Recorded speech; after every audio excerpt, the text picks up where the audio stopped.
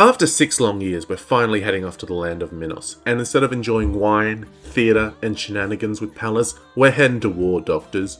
A threat greater than the Sarkaz, Seaborn, or even Priestess herself is waiting for us in this far-off land, and that is Arknight developers. They think they can make an event to counter my fish and get away with it scot-free, but think again.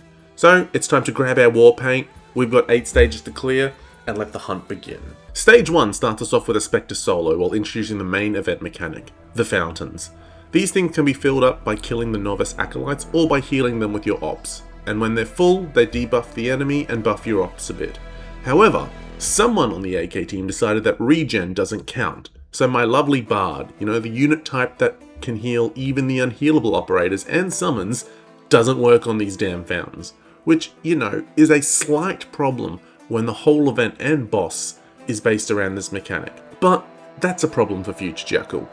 For now, we just deal with the 2 basic enemies. One is the Javeliner, who is a ranged unit, but if it's standing next to a full fountain can miss and become a melee, and the Novice Acolyte, who when defeated fills nearby fountains and heal enemies.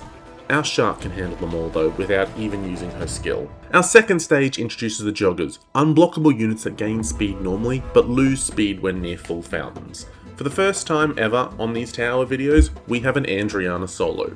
We do end up doing some blue box gaming, but my girl brings it home for us in the end. Stage 3 has a new enemy, and that is the Questioning Statue. These little things fly on by and land in fountains, and just stand there, menacingly, while draining our fountains.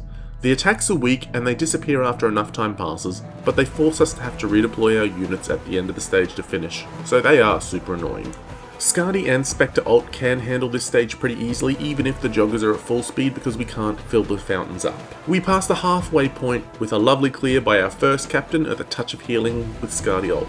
The new catapults make a splash with this stage, dealing decent damage in the 3x3 area unless they're next to a full fountain. And then, if they are, they can't hit the broadside of a barn.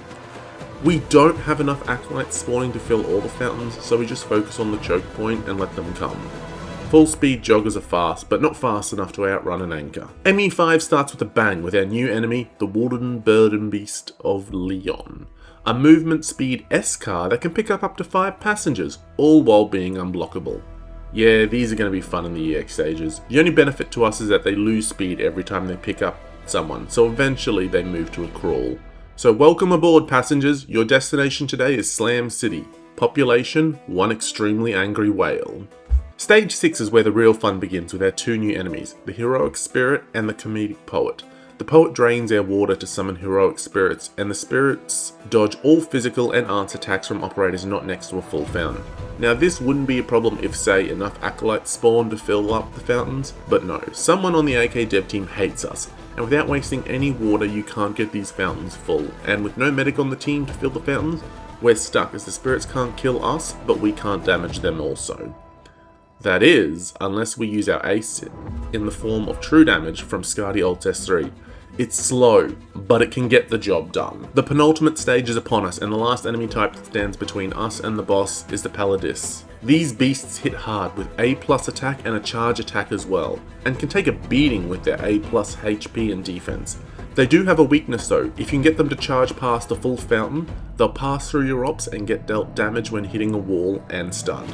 This is a nice way to deal with them, but since we can't fill the fountains with our Bard, we're left with the brute force way. Oh, and normal Spectre holds the bottom lane, but that's just Spectre doing Spectre things. Boss stage time. Normally I'd let this play out in full, but since, spoiler alert, this is a 15-minute stall fest, I'll save you some time and cut it down.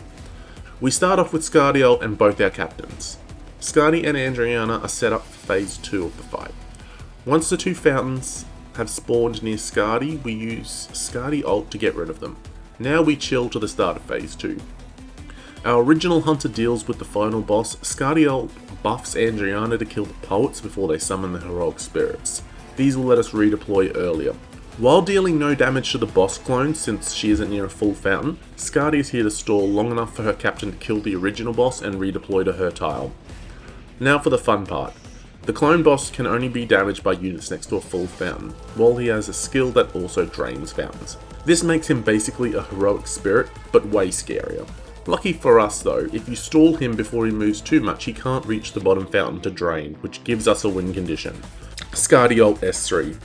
As long as Scardiol is next to the fountain, the summon acts as an extension of her range and we can damage the boss clone. Over 10 minutes later, we chip the boss down, one S3 at a time, for an extremely painful and slow boss stage. That was not a fun event. If you want to see the tower, here it is. The fact that we have no way to fill the fountains ourselves made this so much harder than it should be for regular doctors. But we got it done. The music was great though, I like the enemy design, and we'll see how much fun the EX stages are next week. I hope you all have a lovely day, and bye!